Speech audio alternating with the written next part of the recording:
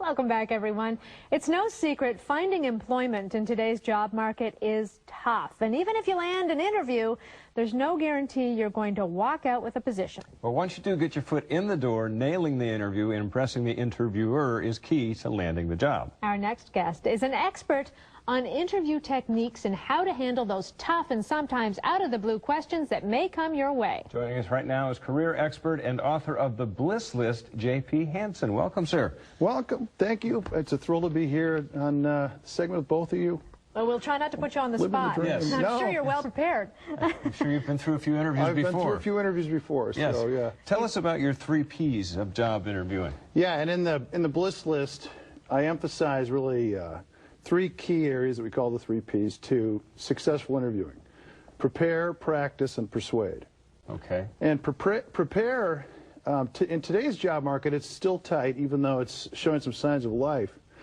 A candidate needs to not take the passive, let me just keyboard in a couple of phrases and hope that the website lands in my lap. You have to actually get out, see the company where they do business, whether it's a product or whether it's a service, sample it, talk to the competitors, and talk to clients. Bring that information in with you. Practice, it's like riding a bike, and people think that they can, just get on the bike and ride. The first time I tried, I think I slid into a fire hydrant. Second time, I fell into somebody's, a neighbor's car. They weren't too happy. But after 3 or 4 times, I finally could ride that bike. Interviewing is the same thing, and people think they can just come in and wing it, and I say wrong, so the Bliss List has 38 sample interview questions and then recommended answers that actually landed job offers. All right. You also have something called 6 Spokes of Bliss. The 6 Spokes of Bliss. It has a mystical sound to it, and it's kind of mystical meets practical. And we're all kind of like that wheel. At our core is our spirit and who we are.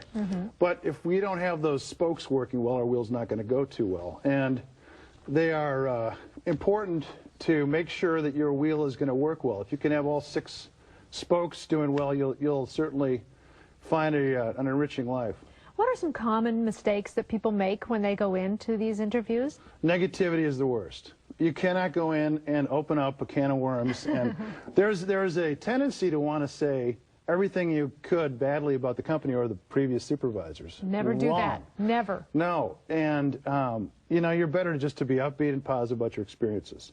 And that's one of those landmine questions, because the interviewer actually doesn't want you to step on and open that can of worms. Well, go ahead. What if somebody asks you a question and you honestly draw a blank, you don't have an answer for the question? I love to ask a qualifier, and it does happen. People come in, and I recommend bringing in a notebook for not so much for taking notes of what the interviewer is asking you, for just that moment, and ask a question, have prepared questions. But if somebody asks you a question, you draw a blank, ask a qualifier. Have them restate the question some way, somehow, and then you're better to do that than to blurt out an answer that's not what they're looking for, because that's a knockout punch. A potential employer will always say, do you have any questions for us? So yes. Always have a few right at the ready. And there's always that question, tell us about your weaknesses. And that's a tough one, because a lot of people don't like to go there. Right. Strengths and weaknesses always come up in every interview, so you may as well be prepared. I like a weakness answer that puts it in the past. Right. And something that isn't a terrible character flaw. Something like, well, I wasn't too up on the latest version of Word, but I took a course and I learned it. Well, right. Okay, none of us knew how to use various software. We all had to learn it. So that's not a flaw. Instead of I have no interest in computers and I really don't want to learn. Yeah, you don't want to say you have a paranoid fantasy to murder your boss. No. That's probably not a good. Occasionally, an interviewer will ask you some flippant question like, what if you were a color or an animal or a shape, what would you choose? What do you say a question like that? What's the point of that? That's a terrific question, Dave. In one of my interviews, I was asked that question. If you could be an animal, and the first question was if you could be a color.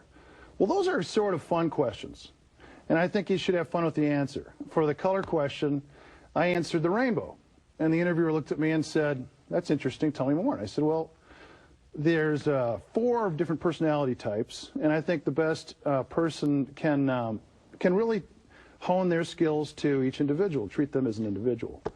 Oh. You know what? We are out of time. J.P. Hansen, thank you. He is the author of The Bliss List. Read it if you've got any kind of interview coming up, definitely. We'll be right back. Thank you.